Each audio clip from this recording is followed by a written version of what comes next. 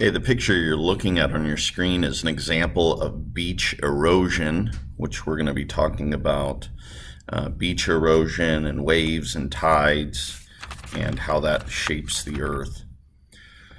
Okay, join me on page 382 in your science textbook. How do waves change the shoreline? Ocean waves continually roll in to shore and then back out to sea. The power of the pounding waves changes the shape of the coast.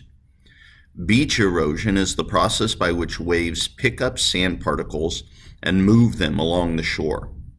Through this process, the waves smooth out the shoreline or carve out bays and cliffs. Many rocks break down slowly in seawater. The water contains carbon dioxide from the air, which makes the water slightly acidic.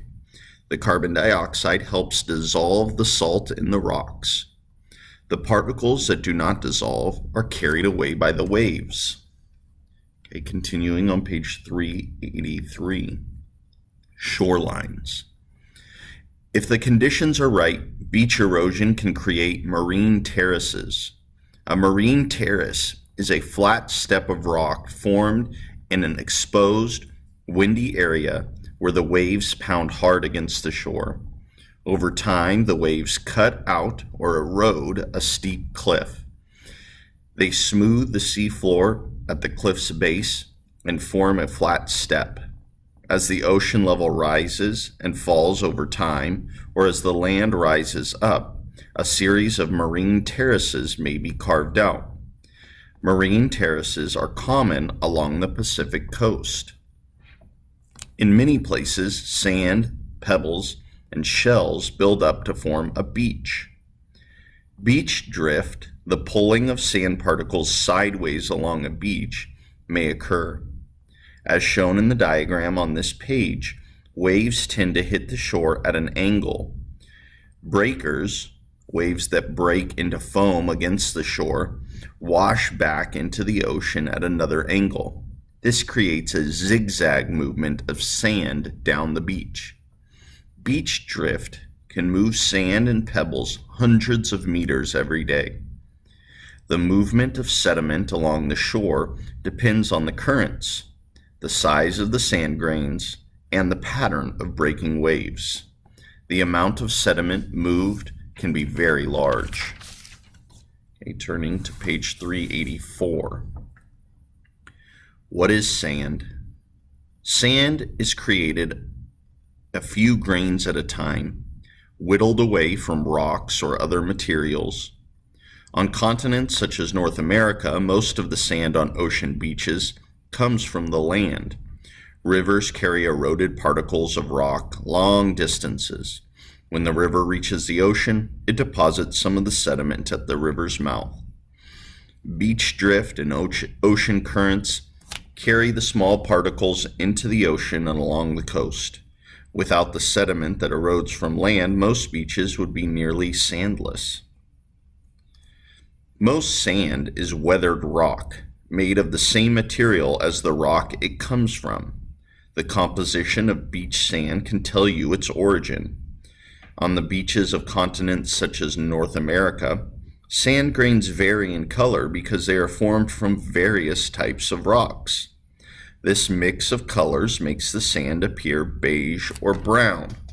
And that's what you see here along the, like if you go to Pismo or something like that here in California, you're going to mostly see beige or brown because it's a mix of a lot of different rock types.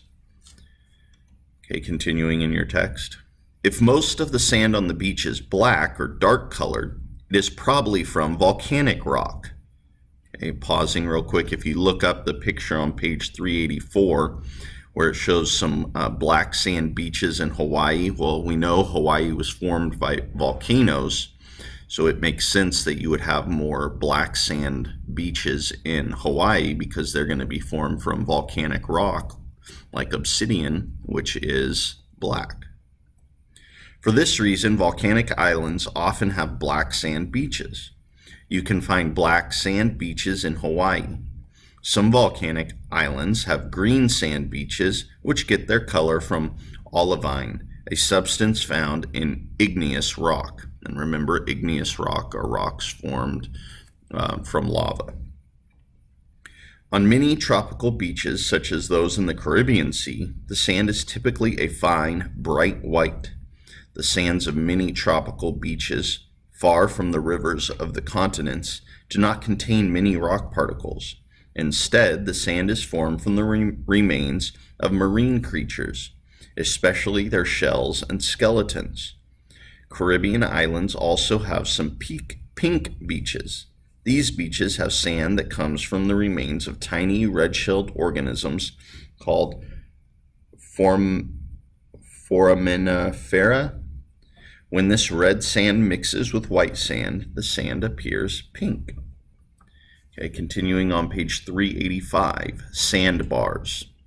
Sometimes sand flowing into the ocean can build up and create different land formations, such as sandbars. A sandbar is a formation that occurs where waves deposit sand and cause shallow water to be collected. Sandbars form away from the shore and can range in width from a few meters to hundreds of kilometers. Sandbars more than 100 meters wide are called barrier islands. All right, thanks for following along, and you can continue on your science lesson.